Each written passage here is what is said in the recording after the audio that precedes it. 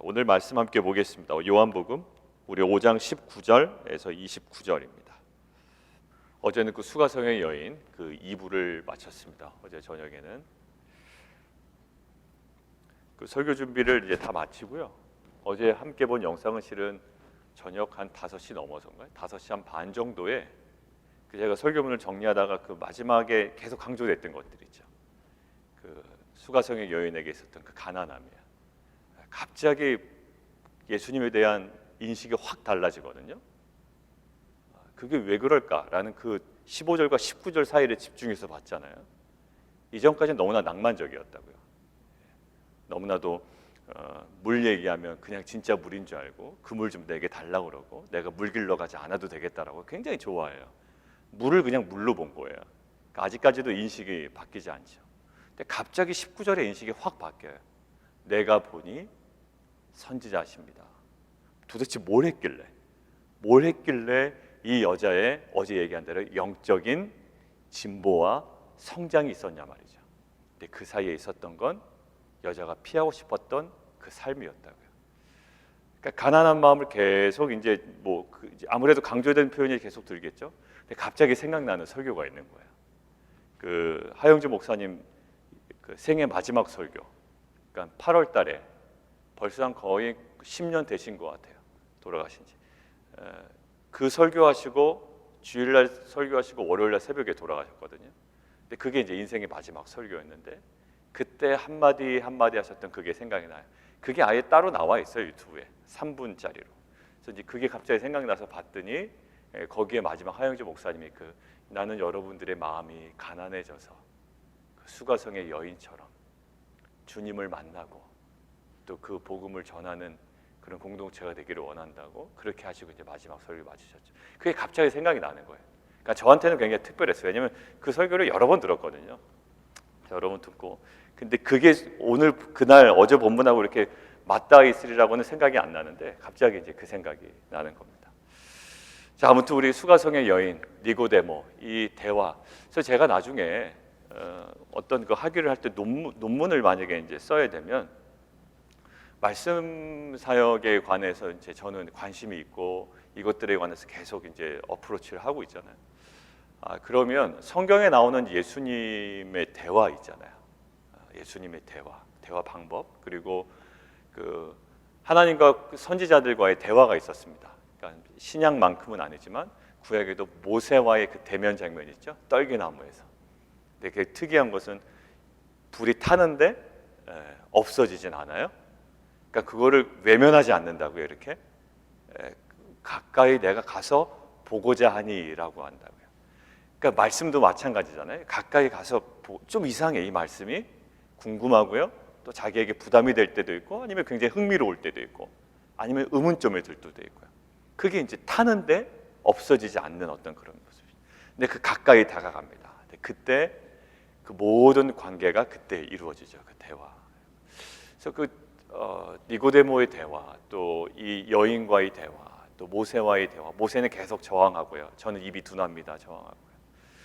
그런 어떤 그 대화 속에 아브람과의 대화, 또 야곱과의 대화를 통해서 우리 인간이 하나님과의 말씀을 통해 어떤 관계심을 맺어야 되는지, 말씀 묵상의 본질이 무엇인지를 조금 정리해 보는 것도 의미가 있겠다라는 생각이 들었어요.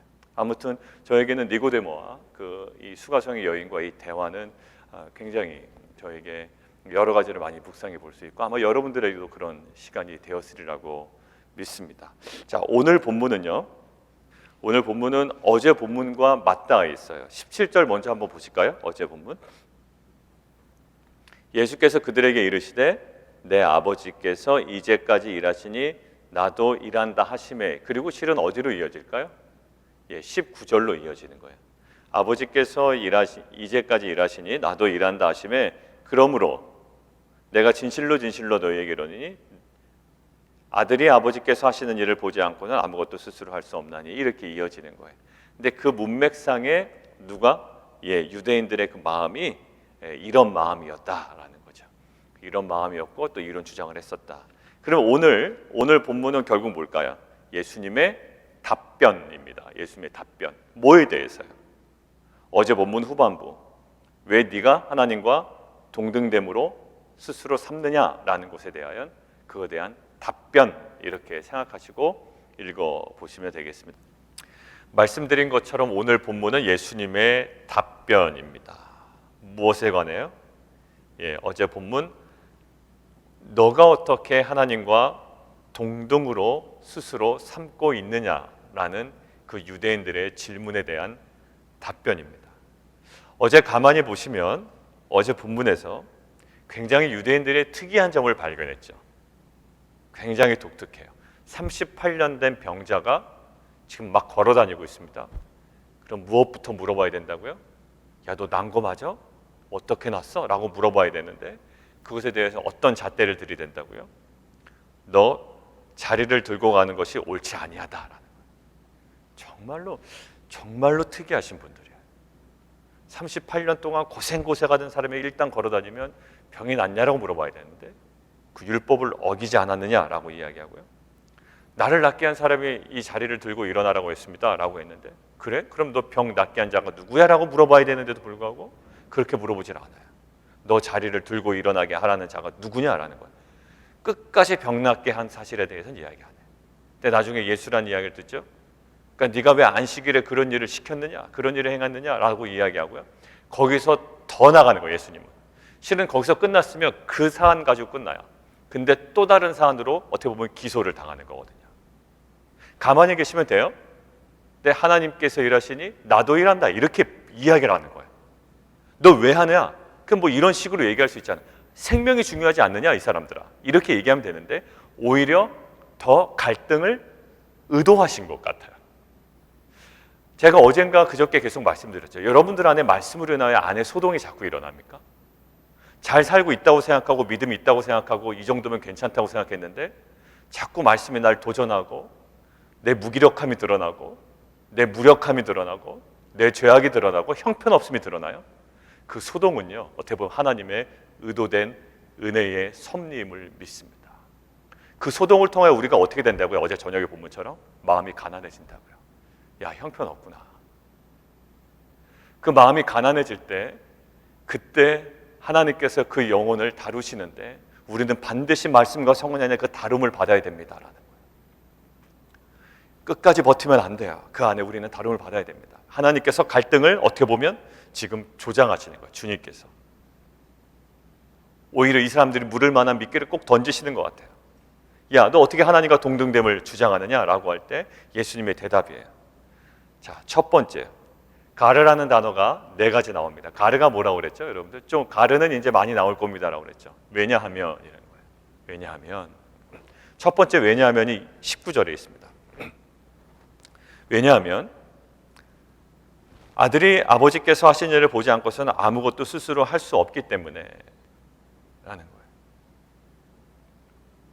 결국 뭐냐면 자신의 주도하에 아무것도 할 수 없다라는 거예요. 나는 내 주도하에 아무것도 할 수 없다. 내가 38년 된 병자를 고친 것, 그리고 그 전에 왕의 신하의 아들을 고쳤죠. 이 모든 것들이 내 주도하에 할 수 있는 것이 아니다. 내가 아버지 하시는 일을 내가 보지 않고서는 할 수 없다. 아들도 그와 같이 행한다. 아버지처럼 행한다. 자, 두 번째 가르가 어디 있냐면 20절에 있어요. 왜냐하면 아버지께서 아들을 사랑하셔서 자기가 행하신 것들 다 아들에게 보이신다. 아들이 아버지를 보지 못하면 안 되는데 사실 아버지가 먼저 사랑하시고 아버지가 아들에게 먼저 보여주신다. 이 사랑의 관계를 얘기하죠.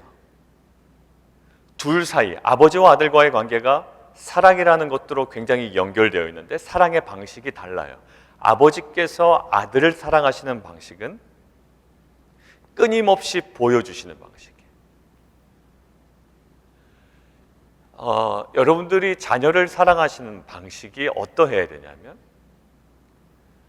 막 나무라고 재촉하고 분노하고 화내는 방식이 아니라 저는 확신합니다. 하나님께서 자기 아들 예수에게 사랑했던 방식이 있어요. 뭘까요? 끊임없이 보여주시는 거예요. 여러분들의 경건의 삶을 끊임없이 보여주세요. 고난이 올 때 고난 때문에 힘들어하는 모습이 아니라 고난 가운데서도 복음의 영광을 알고 기뻐할 수 있는 모습을 보여주세요. 예수님은 무엇을 보셨을까요? 하나님께서 보여주시는 그 영광스러움을 끊임없이 보셨어요. 내가 그것을 보지 않고서는 아무것도 할 수 없다. 아마 여러분들의 자녀에게도 마찬가지일 겁니다. 여러분들이 보여주는 것이 없다면, 만약 보여주시는 게 고작 세상 의지하고 세상의 권세 의지하고 세상의 성공에 목말라 하고 돈 하는 그런 삶을 여러분들의 자녀에게 보여준다면 여러분들의 자녀는 그 이상으로 올라갈 수가 없다라는. 아버지께서 아들을 사랑하실 때 끊임없이 보여줬던 것처럼 우리도 우리 자녀들에게 정말로 의미 있는, 신앙적으로 의미 있는 우리의 삶을 끊임없이 자녀들에게 보여줄 수 있는, 데몬스트레이션 할 수 있는 귀한 부모들이 되기를 원합니다. 그리고 아버지와 아들의 사랑 방식은요, 일방적이지 않아요. 실은 아들이 아버지도 사랑합니다. 그런데 아버지가 아들을 사랑하는 방식이 끊임없이 자신을 보여주시는 방식이었다면, 아들이 아버지를 사랑하는 방식은 어떤 방식이었을까요? 순종하는 방식이었어요. 끊임없이 순종하는 방식. 아버지는 아들에게 끊임없이 보여주시고 끊임없이 계시하시고, 아들은 아버지에 대하여 끊임없이 순종해 나가는. 그래서 그 순종의 마지막 끝이 뭐였죠? 예수님에게 십자가였어요. 그러니까 그 십자가는 사실 하나님에 대한 사랑의 표현이었고 동시에 인간을 향한 주님의 사랑의 표현이었어요. 하나님을 사랑하지 않고서는 그 십자가를 질 수가 없는 거예요. 여러분들 동일하게 한번 생각해 보십시오. 여러분들이 누군가를 위하여 십자가를 진다라는 것은 동일한 논리입니다. 뭘까요? 여러분이 그 사람을 사랑해서 십자가를 질 수 있는 게 아니에요. 여러분들이 그 사람이 용납되어서 십자가를 질 수 있는 것이 아닙니다. 이 십자가의 시작은 어디였죠? 예수님의 십자가의 출발은 하나님께서 알려주시고 하나님께서 원하시고 하나님께서 보여주신 것이기 때문에 예수님의 순종이 출발이었어요. 여러분들, 우리가 십자가를 질 수 있는 것들을 구분합니다. 작년에 연말에 우리가 에베소서 나눌 때 선 긋지 마십시오 관계에 그랬죠. 왜 선을 그으면 안 되냐면 복음은 그런 게 아닙니다라는 거 그랬어요. 맞아요. 예수님이 자기 아버지이신 하나님께 대한 사랑이 그런 게 아니라고요. 이 십자가는 제일 첫 번째가 하나님에 대한 사랑의 고백이었다고요. 그래서 결국 두 번째 결과물은 뭐냐면 인간을 향한 사랑까지 간 거죠. 여러분들 주위에 많은 사람들 또 상황들 속에 우리는 십자가를 걸어가야 됩니다. 근데 그 사람에게 집중하면 실은 우리 마음이 어려울 때가 많아요. 왜냐하면 내가 용납이 안 되거든요. 심지어 남편도 용납이 안 되고 아내도 용납이 안 될 때가 있는데, 부글부글 끓을 때가 있는데 그게 타인에게 그게 용납이 되겠습니까? 수십 년간 같이 살았던 배우자도 용납이 안 되고 내 자녀도 용납이 안 되는데 남의 자녀가 용납이 되겠냐고요. 얼마나 얄밉겠어요. 얼마나 싫고. 그러나 그 출발은 뭐예요? 그 사람 때문에가 아니라 하나님과의 관계 때문에 예수님께서 십자가를 지셨다는 것을 꼭 기억하십시오. 우리의 십자가의 실패는 그 사람과 나와의 관계가 아니라 사실 오늘 본문을 묵상하면 하나님과 나와의 관계의 실패예요. 자꾸 십자가가 외면스러워지고 외면하게 되고 자꾸 그것을 좀 등한시하고 싶어지고 될 수 있으면 내가 좀 피하고 싶어지는 이 모든 영적인 나태함과 이 모든 영적인 깊은, 어떻게 보면 이 다운은 결국 하나님과의 관계예요. 그 친밀한 사랑과의 관계. 여러분들 하나님을 정말로 사랑해 보십시오. 여러분들 잘 보세요. 나를 창조하시고 나를 구원하신 그 주님과의 관계 깊이 들어가 보십시오. 그 사랑으로 충만해지셔 보십시오. 정말로 이 복음이 어떤 그 껍데기가 아니라 그 복음의 진수로 진리와 은혜로 충만해 보십시오. 여러분들, 우리는 사랑할 수 있습니다. 무엇으로 동기가 돼요? 그 관계를 통하여. 오늘 너가 어떻게 하나님과 동등되냐라고 할 때 예수님은 다른 것으로 얘기하지 않았어요. 하나님과의 깊은 관계로, 아버지와 아들 관계로 계속 설명합니다. 아버지가 보여주시니 내가 그것을 보고 내가 본 것이기 때문에 행동하고, 아버지께서 나를 사랑하시고, 이 모든 관계가 하나님과 그 예수님의 관계의 그 동등됨의 출발점의 근거였다는 것 꼭 묵상하세요. 오늘 이것을 보는데 특별히 자녀들 관계, 또 우리가 십자가의 길을 걸어간다고 할 때 우리가 너무 인간 중심적이죠. 야, 저 사람 내가 한번 내가 품어야지. 근데 아니에요. 우리가 더 그 영혼을 가지고 어디로 가야 됩니까? 예, 하나님 앞으로 가야 돼요. 그 사람과 나와의 그 관계가 그냥 뚫려 있어서는 안 돼요. 그 중심에 누가 계셔야 됩니까? 예, 하나님이 계셔야 돼요. 하나님을 통해서 그를 봐야 되고, 하나님을 통하여 남편과 배우자를 봐야 돼요. 여러분들, 내 눈으로 보면 답답할 때가 한두 가지가 아니에요, 실은. 근데 그 답답함이 진리냐? 아니거든요. 혼자 그냥 막 흥분하는 거예요, 실은. 저도 저를 보면 답답한 거예요. 저 너무 느려서 답답하고, 너무 빨라서 싫고, 너무 그냥 막혀서, 뭐 여러분 내 관점에서 보면 하나부터 끝까지 다 그냥 불편해요. 근데 하나님의 마음으로 영혼을 바라보면 그것이 그 영혼의 아픔과 또 품을 수 있는 주의 마음으로 그 영혼이 품어지고 또 회복되는 은혜가 있을 줄 믿습니다. 자, 그리고 나서 또 가르가 어디 있냐면 21절에 나와요. 아버지께서 죽은 자를 살리심 같이 아들도 자기가 원하는 자를 살리시기 때문에. 결국 생명에 대한 권세를 내게 주셨다라는 거죠. 무엇으로 보여주셨나요? 나중에 죽은 나사로가 다시 회복되고 소생하고 부활하죠. 예, 그것을 통해서 분명히 이 생명의 권세가 이에게 있음을. 근데 원래 생명의 권세는 누구에게만 있습니까? 하나님에게만 있어요. 근데 이것이 동등하게 이 메시아에게 주어졌어요. 근데 생명을 준다라는 것들은 구약에 이미 메시아에게 생명 주는 권세가 있다는 것이 있고요. 메시아에게 치료하는 능력이 있다는 게 이사야에서 기록되어 있고요.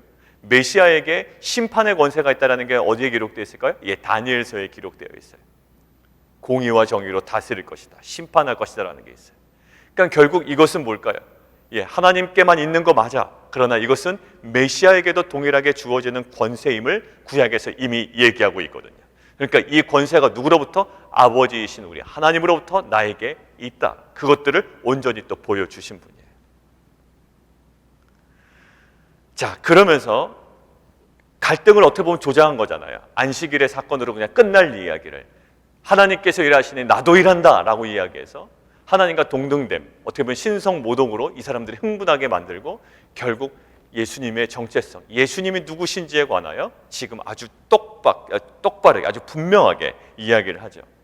그러면서 두 가지를 이야기하신대요.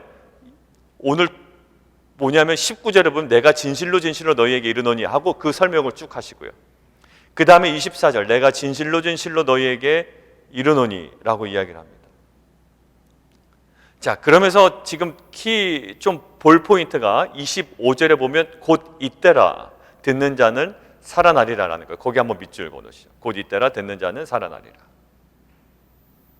그리고 29절이요, 28절이요. 때가 오나니, 이제 때가 두 군데가 나오죠.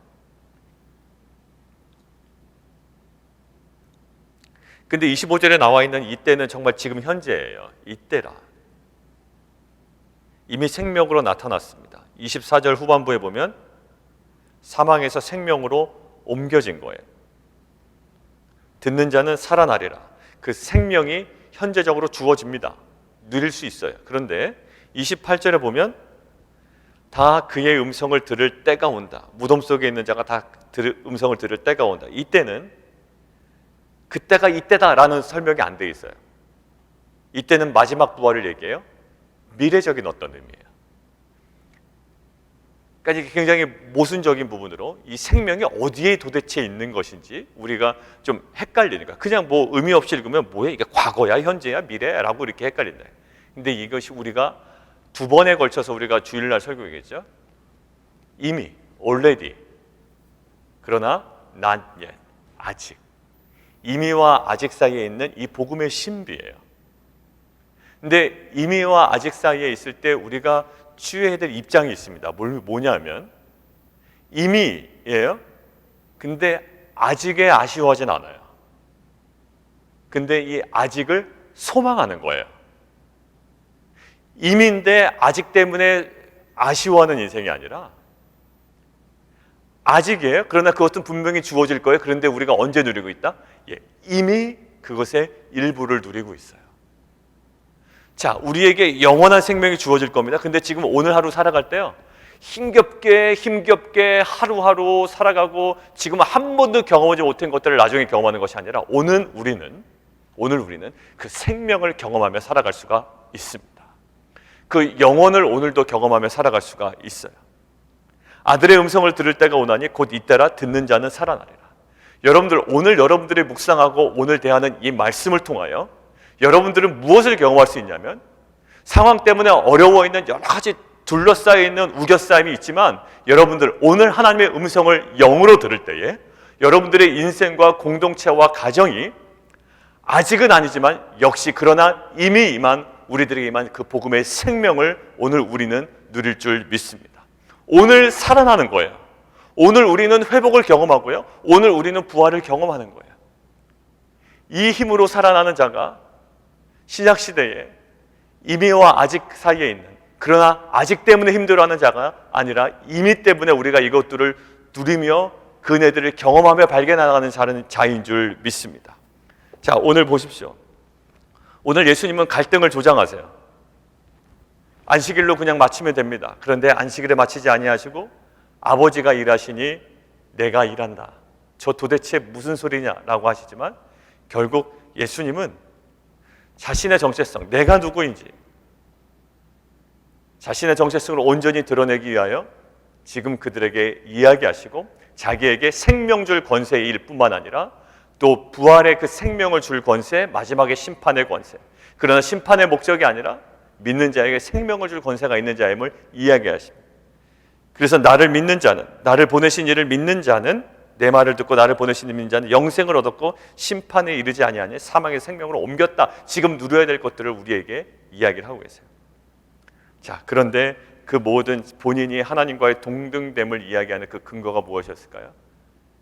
아버지는 끊임없이 그에게 보이시고 아들은 그것들을 바라보고, 끊임없이 보여주시는 사랑, 그리고 끊임없이 순종하는 사랑, 이 두 가지 방식의 견고한 결합을 통하여 이 하나님과 예수 그리스도의 그 하나됨, 동등됨을 설명하고 있습니다.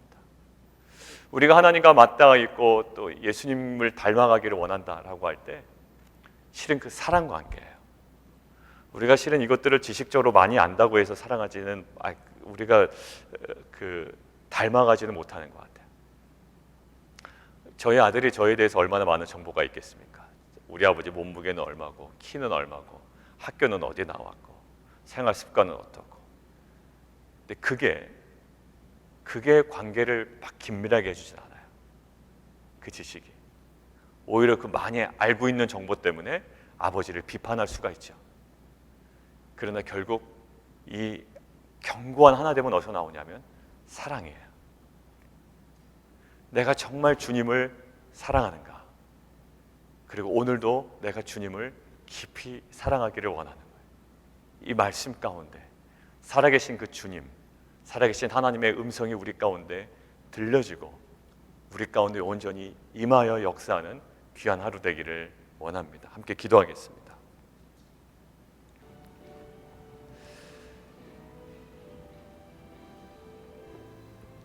더욱더 주님을 사랑하기를 원합니다.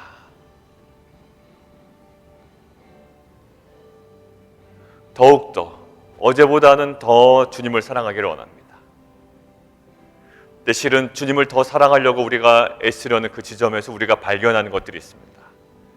그보다도 더 본질적으로, 더 크게, 더 원천적으로 우리를 향한 하나님의 사랑, 우리를 향한 주님의 사랑이 보입니다. 우리의 사랑이 너무나도 연약해 보입니다. 그래서 우리가 애써 사랑한 것들을 포기하고 우리가 선택할 수 있는 사랑의 방식이 있습니다. 오늘 임한 말씀에 그것이 생명인 줄 알고, 그것이 진리인 줄 알고 이 말씀을 품고 순종하고 지켜나가는 것, 이것이 우리가 주님을 사랑하고 또 주님을 보내신 그 하나님을 사랑하는 방식입니다. 너무나도 바빠요. 여러 가지 일 때문에 흥분하기도 하고, 여러 가지 일 때문에 근심하기도 하고, 더 걱정하기도 합니다. 그러나 우리가 주님의 그 아름다움을 보기를 원합니다. 주님, 우리의 눈을 열어 주십시오. 주님의 아름다움을 저희가 바라보게 해 주십시오. 더 주님을 사랑하게 해 주십시오. 하나님과 그 아들의 그 견고한 관계가, 하나님 주님과 우리와의 그 견고한 관계로 우리가 사모되어지고, 또 그것이 사랑으로, 우리의 순종으로 하나님 그것이 잘 연결되어지고 경험되어지는 귀한 공동체 되게 해 주십시오. 우리 함께 기도하며 나아가도록 하겠습니다.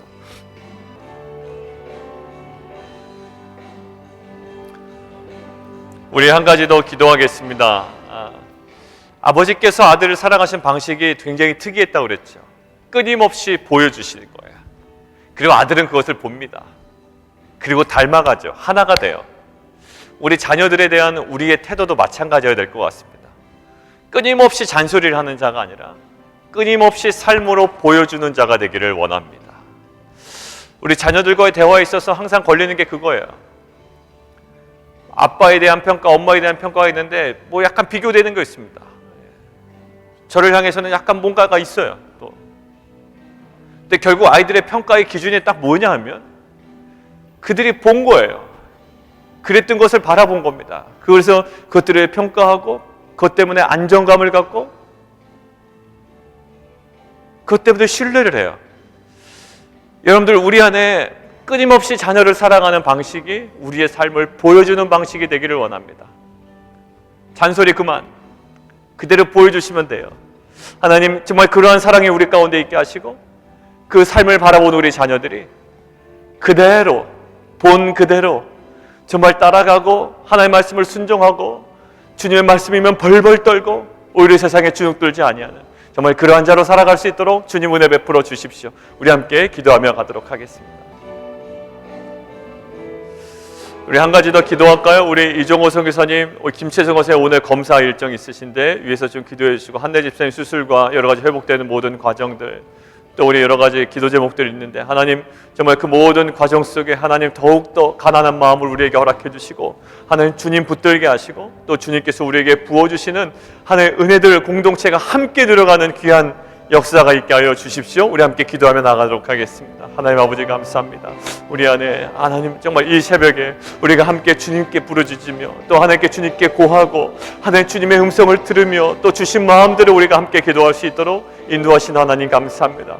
우리 공동체 하나님의 뜻이, 하나님의 마음과 계획과 섭리가 이루어지기를 원합니다. 우리 공동체가 하나님 주님의 뜻 가운데 말씀과 성령 안에 하나님 분별하게 하여 주시고, 하나님 우리의 고집과 또 우리의 생각들을 아버지 정말 사수하기 위한 하나님 열심이 아니라, 이제는 하나님 우리의 자아들을 끊어내고, 하나님 정말 우리의 옛사람이 다 죽어지고, 하나님 말씀과 성령으로 날마다 우리를 새롭게 빚어나가시는 하나님의 일하심이 우리의 육체와 우리의 생각과 우리의 삶과 공동체 가운데 온전히 임하는 귀한 역사가 있게 하여 주시옵소서. 우리 이종호 선교사님 하나님 암세포 모든 것들을 멸하여 주시고, 한내 집사님 수술 과정과 또 회복되는 모든 과정이 하나님의 은혜의 섭리, 하나님 복음의 영광을, 숨겨진 것들을 발견하며 하나님 감사를 올려드릴 수 있는 귀한 가정 되게 도와주시고, 오늘 하나님 김채질 권사님 모든 검사와 결과 가운데 하나님 은혜를 베풀어 주시옵소서. 하나님 우리 공동체 가운데 주 앞에 애통하는 심령 허락하시고, 가난한 마음 허락해 주시고, 정말 주 앞에 정직한 심령, 정결한 심령으로 날마다 빚어주셔서 하나님 우리의 모든 인생의 걸림돌이 실은 내 내면에 있었음을 보게 하시고, 하나님 주와의 모든 관계의 불투명함이 다 사라지게 하시고, 주님과의 관계 회복을 통하여 하나님 모든 상황에 상관없이 우리가 영적인 자신감과 담대함과 믿음을 가지고 오늘 하루도 살아 승리하는 귀한 공동체 되게 도와주시옵소서. 하나님 우리 자녀들에게 끊임없이 보여주는 삶을 살기를 원합니다. 우리의 예배의 태도가 어떤지, 예배의 삶이 어떤지, 나의 가정에서의 기도의 삶이 어떤지, 얼마나 말씀 앞에 신중하며 말씀 따라 결정하는지, 그리고 여러 가지 바쁜 일이 있지만 어떻게 우선순위를 잡아가는지, 이 모든 것들을 보여줌을 통해 자녀를 향한 우리의 사랑이 잘 전해지기를 원합니다. 그리고 자녀들 그것을 본 그대로 주님 따라가며 그 길을 밟아갈 때 하나님, 그 믿음의 귀한 선한 영향력들이 우리 자녀들에게 더 큰 열매로 있게 하여 주시옵소서. 그보다도 더 큰 일을 주님께 허락하셨듯 우리에게 허락된 귀한 것보다도 더 귀한 것으로, 더 영광스러운 것으로 우리 자녀들에게 허락하시되 그 모든 일들을 통하여 오직 복음의 영광이 드러나게 하여 주시옵소서. 하나님, 세상에 갇힌 우리의 시선을 주님의 복음의 아름다움에 열어주셔서 이제는 갇힌 인생이 아니라 주님을 향하여, 하늘을 향하여 열린 자로 오늘 하루 그 신비한 영적인 귀한 공동체로 살아가게 하여 주옵소서. 예수 그리스도 이름으로 감사하며 기도합나이다.